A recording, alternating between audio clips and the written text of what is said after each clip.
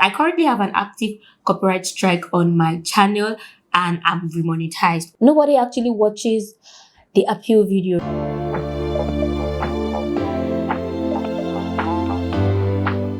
Hello, so what's up and welcome back to the channel. If you're seeing this space for the first time, you're welcome. And if you're not seeing this space for the first time, you're welcome back. My name is Adesholamie and I'm a YouTuber and content creator based in Lagos, Nigeria. Please ensure you subscribe, first because it is free, and second because it helps other people discover this channel. Do not also forget to click on that like button down below because it's going to cost you absolutely nothing to do that. In this video, I am really excited to film this video, guys, because okay, if you didn't already know, my channel was demonetized sometimes in August 8th or 9th to be specific. I can't remember, but alongside the demonetization, the day my demonetization happened, earlier that day, earlier in the morning, my hard drive crashed. I mean, I lost all the files, all the videos I've filmed, even the ones that I've not edited. And with me, I typically tend to like film in batches. Okay, so when I film, anytime I do my makeup, right, I film at least 3-4 videos in a day. So I just edit them at a stretch and schedule them because I don't go out every day and I obviously cannot be filming videos every day. As a YouTuber, you should not be filming videos every day. You're going to burn out. So always try to like schedule your videos and create them, film them at a stretch rather than filming every day. The main reason why we are here is that I want to share with you my demonetization process and how I was able to get monetized back. It took like a month. I'm going to just run you through the back end process, right? So I have my laptop here. If you see me looking at my screen, I have my laptop and I wrote down some points that I do not want to forget. So the story with my demonetization was that I streamed a live event. It was a Big Brother Naija event. And trust me when I tell you that I'm not even a fan of Big Brother Naija. I don't watch, like, I'm not the typical kind of person that sits down to watch that show at a stretch. Most of the time when I watch the show or when I see it, it's because my siblings, I don't even have a TV here. So even though I have Showmax, I do not watch it. Except when I'm at home and my siblings are fans of Big Brother, so they are always watching it, and sometimes you don't have a choice than to watch. And I just kind of catch up with them and see what's up. That is what has been happening for as long as I've ever seen Big Brother Nigeria in my entire life. So on the day of on the 26th of July or 25, I don't know what came into my mind. I was like, okay, let's live stream this event. And that's because I've seen people live stream it, and for some reason I didn't know it would have a copyright claim. Okay, or a copyright strike, or it was even going to lead to my demonetization. But that's just like the back end story of what happened. So in this video, basically, I'm going to be sharing with you practical ways on how to remonetize your channel when you are being flagged with reused content, or when you have an active copyright strike on your channel, because I currently have an active copyright strike on my channel and I'm remonetized. Okay, before we go into the practical ways, you need to understand what reused content is, right? So it basically means when you use someone else's content, a content that you didn't film by yourself, a content that you picked from somewhere and you just kind of like meshed it together, uploaded it without making any significant change to it, is a reused content. Basically, any content you did not hold your camera like this. Hi guys, welcome back to my channel. It is a reused content. You do not own any right to the content. If you're taking my video, taking someone else's video, taking this person's video, and then even if you sit down and just talk about stuff that doesn't make sense, so far you are filming it by yourself, you have the right to that content, and anybody that uses that content is infringing on your copyright. If that wording makes sense, I don't know, but that's like a copyright infringement, if you get what I'm saying. Now, a lot of people tend to mix up the copyright strike and the community guideline strike, but I'm going to explain the differences between the copyright strike and the community guideline strike to you, so that when you have a strike on your channel, you just don't raise your chest up and say, ha, what's it turn by? is over. It took me a long time to realize that they are actually two different things. So with copyright strike, basically, when you use someone else's content that is not yours, content that you did not film, you did not edit, you did not produce or direct by you, you get a copyright claim. Not a copyright strike, you get a copyright claim. For example, when you use some certain music in your videos, when you film vlogs or when you're editing vlogs, and for example, you use like a Burna Boy song in your video, you're going to get a copyright claim. If you use a clip of my video in your video, there's this section on YouTube that you are going to see, that I am going to see. Someone has practically downloaded all of my videos before and re-uploaded it on YouTube. And I saw the notification in my YouTube studio. So if you think that you can just pick up someone else's content, even if you are using 1% of their content, the owner of the content would eventually get to see it. Now, what the person does when they see it will determine if the claim is going to stay as a claim or it's going to move to a strike. So after having a copyright claim, if you use Burna Boy's song and instead of it to just accept the fact that, oh, I've used Burna Boy's song, I'm not going to make money off this. I'm not going to make money off this video because I've used Burna Boy's song. Some people would proceed to like dispute or appeal.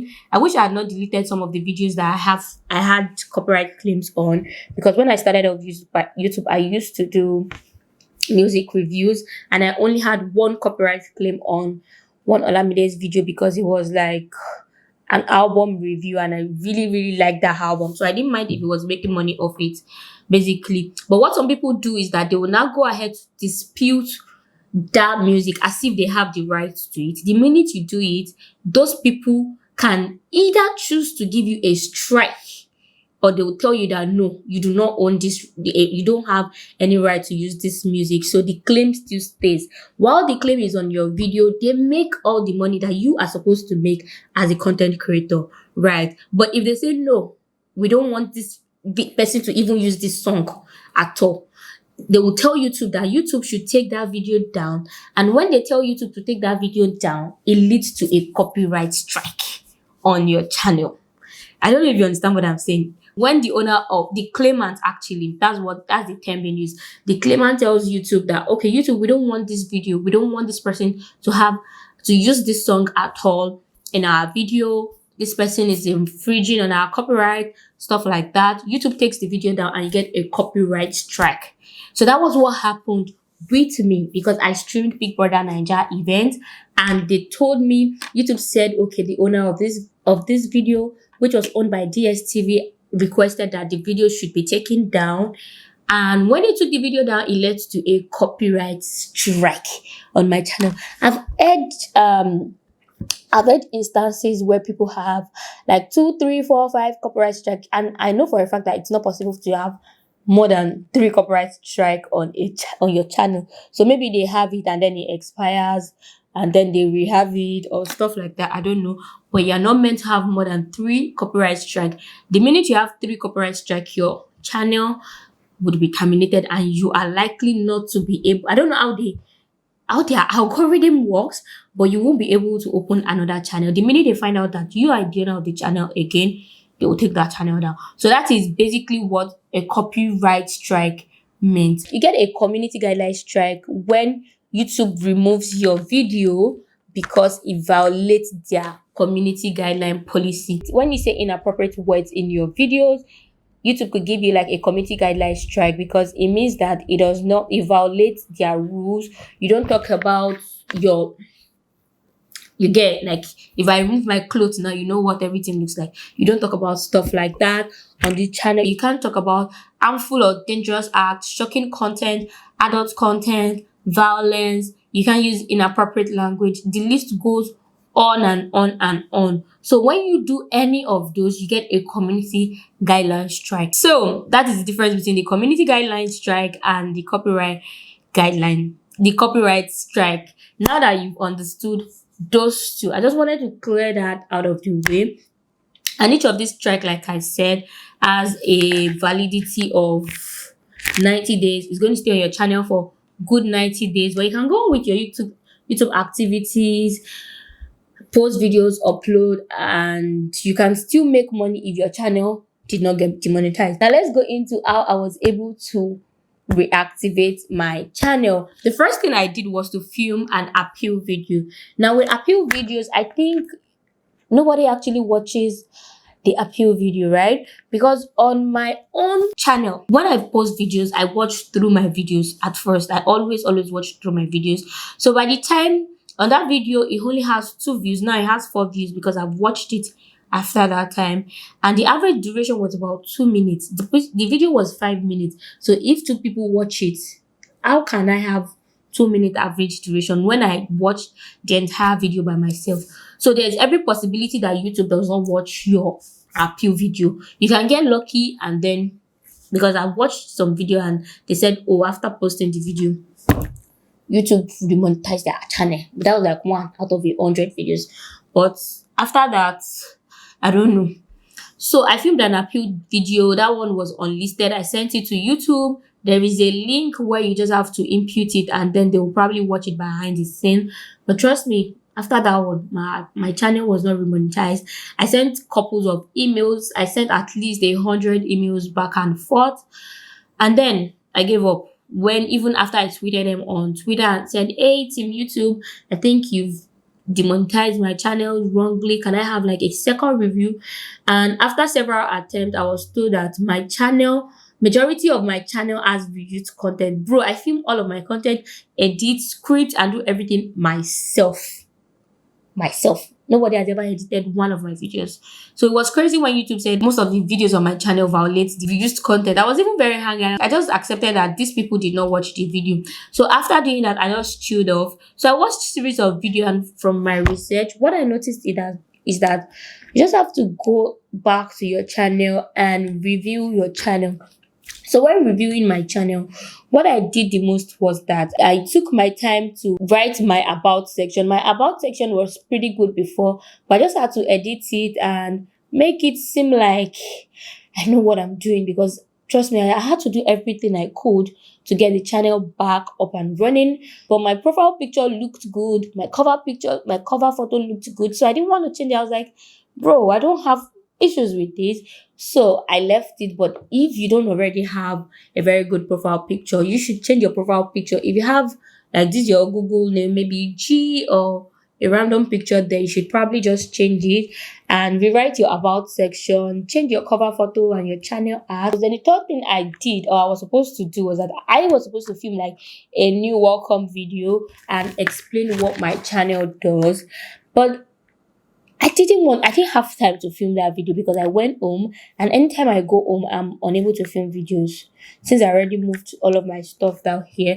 So I skipped that part, right? But I knew I was supposed to do it. Now, the fourth thing is to show a behind the scene of how you film and produce your content, which was the video I shot. I think I posted that one like 4 videos away now. Ago, how do I put it? And that was where I said, hey guys, welcome to the channel that just got demonetized and I'm trying to fix it. Welcome to the channel that just got demonetized and I'm trying to rectify it.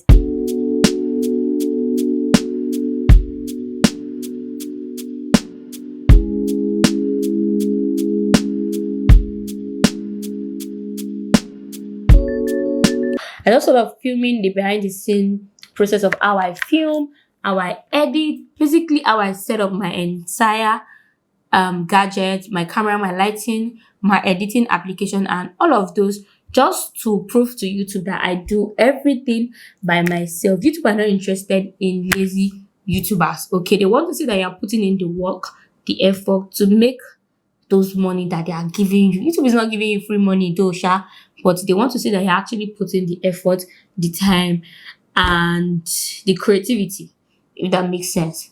So the fifth thing is, like I said, is to update your video description. Just take your time. For example, whenever I film my videos, I might not even publish a video because I've not written the description. Trust me.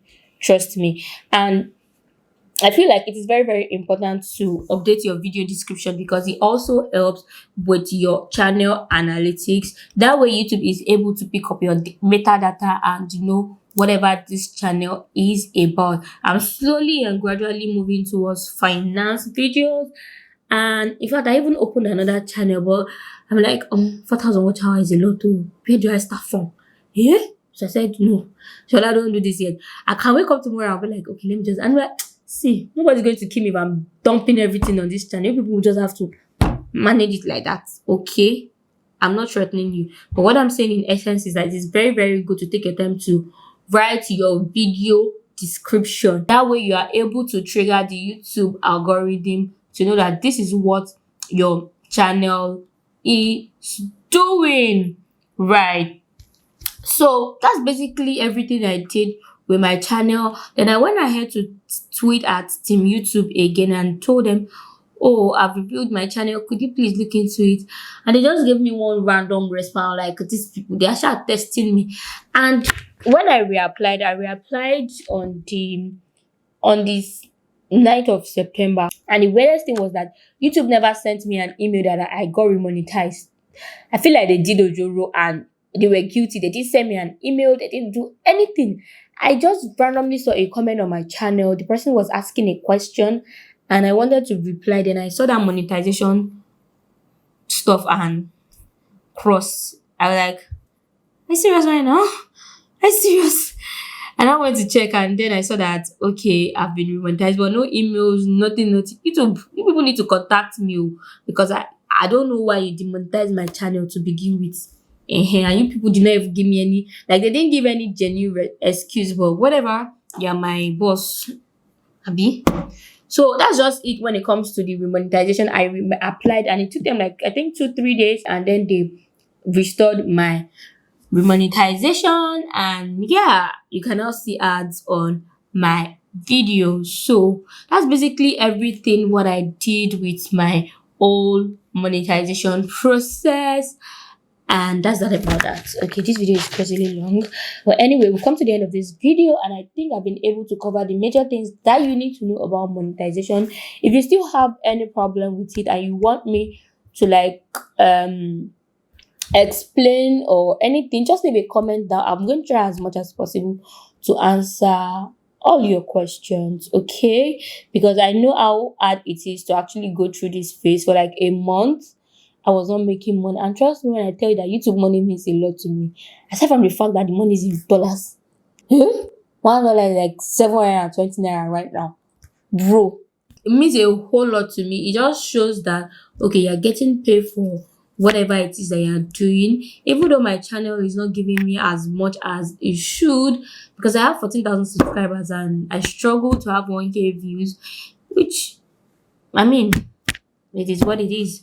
But yeah, you get the gist and you get what I'm talking about. We've come to the end of this video. Sorry that it is very long. I hope you were able to learn 1 or 2 things. If you did find this helpful, please don't forget to subscribe to my channel. Also click on the notification bell down below so you can get notified when I post similar videos like this one. I have a playlist where I titled it YouTube light and camera. That is where I have like my own filming setup, how I got my Google AdSense, how like my whole monetization process from the very beginning. Okay, you're going to find everything in that playlist, which is going to be linked down below. So thank you very much. I'm going to see you in my next one. Stay safe, stay fabulous, and stay blessed.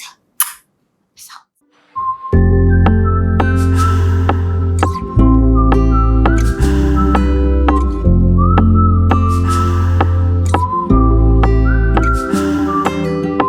¿Cuánto tiempo tengo sin verte? En verdad no quiero creerte. Cuando te fuiste quedó en